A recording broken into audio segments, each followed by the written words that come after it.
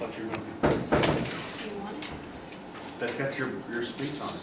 You've got to upload it to YouTube. Ready? All right, how's everybody doing today? Great. All right. I guess I'm gonna talk about a form of air pollution today also. Have you ever taken medicine whose side effects were worse than the ailment it was supposed to cure? Sure. All right. In the past, I've sold and smoked weed, marijuana, and today, I'm here to tell you today that marijuana is a natural remedy to a host of ailments and should be legalized nationwide.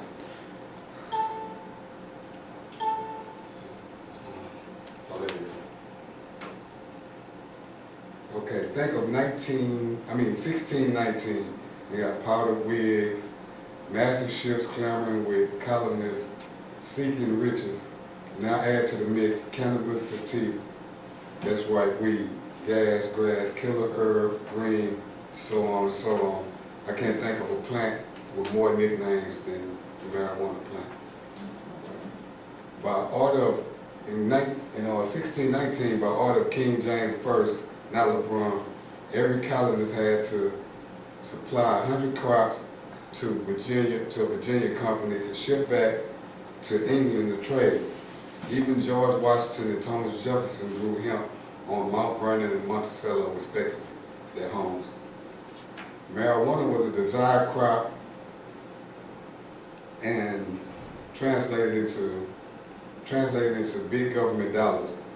Early regulation provided financial purpose and medical protection for the average consumer. Deep-seated cultural misconception resulted in the archaic marijuana laws today. Starting in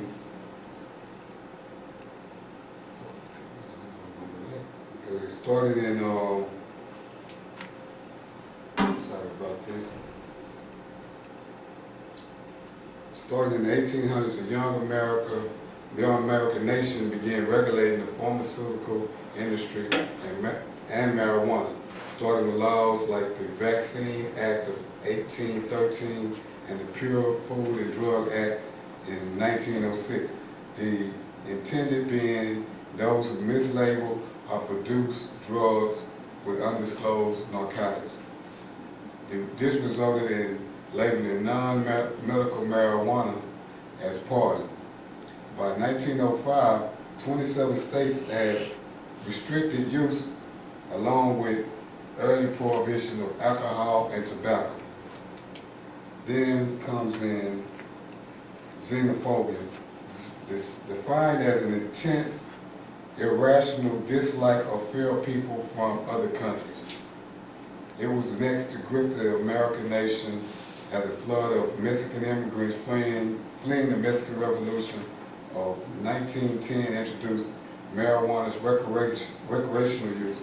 This plant was only called marijuana because anti-cannabis faction wanted to underscore the drug's connection to Mexican immigrants. The marijuana menace became us and them, later to expand to African Americans, jazz musicians, prostitutes, and underworld whites.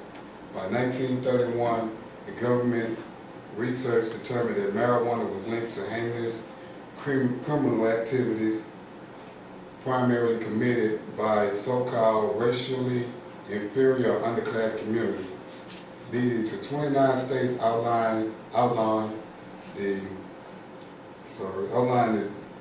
drug outright. And in 1932, the Uniform State Narcotics Act gave legislative control of marijuana from federal government to the states.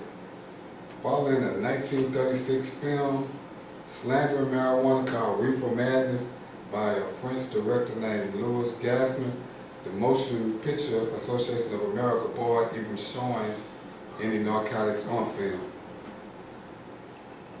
Okay, is marijuana medicine? Okay. The marijuana plant contains chemicals that may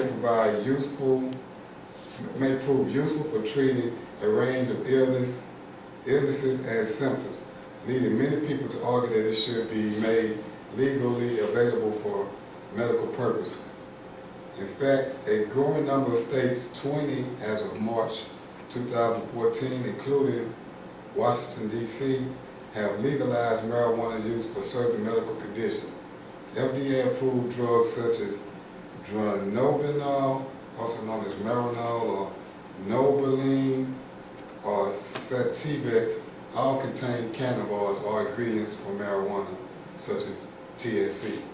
Cannabinoids are a large family of chemicals related to delta-9 tetrahydrocannabinol, marijuana's main psychoactive ingredient. Marijuana has been used for over 5,000 years, and to most people's knowledge, no one has ever overdosed on marijuana. Concomitant aspirin, on the other hand, has been used for 108 years, and approximately 500 people die every year from taking aspirin. Okay, pros and cons.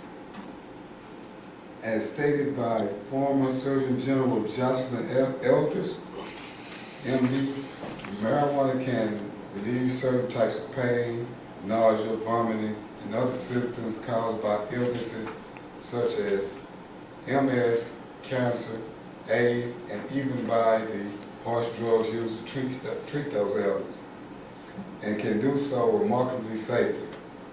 Marijuana is less toxic than many other drugs that physicians prescribe every day. On the downside, smoked marijuana, not vaporized or eaten edible, is thought to damage brain, heart, lungs, and the immune system, but it's still safer than alcohol and tobacco. Also, there are no clearly defined withdrawal symptoms, withdrawal symptoms, the hallmark of a true addiction when marijuana use is stopped.